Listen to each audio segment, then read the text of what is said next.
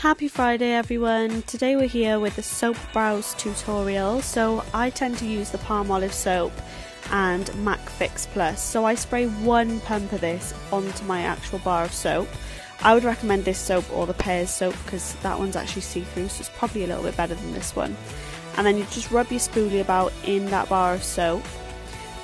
You'll notice the drier that your soap actually gets from the spray, the better it'll stick. So I tend to do one layer, which is what you can see me doing here, brushing the hairs really upright. You've got to really get into those hairs, which is why sometimes it's best to do it before your foundation, so you're not going to take your product off. But you can always go back in with your foundation brush and go around it if you do decide to do it after.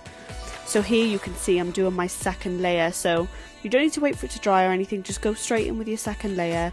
You'll just see that the soap's dried a lot more from that setting spray and it'll tend to stick your brows down a lot easier than the first time. Then the most important part of this is flattening it down with your fingers, because this will take away any white residue from the soap and it'll just leave you with a more laminated look. So you can see the difference between the two brows. It's actually my new favourite thing. I can't get over how amazing it makes my brows look. So I'm just going in here and you can see it's already sticking the brow hairs up a lot easier because that soap's dried a lot more from the first time round. And by the way, you don't need to use MAC Fix Plus, you can use water, you can use any setting spray. You just need a tiny bit of liquid just to soften the soap so it's easier for you to use. So here I am just smoothing over the hairs.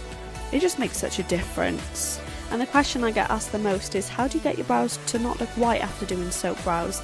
It is literally the rubbing over method. Like, you've got to do it to get rid of the residue.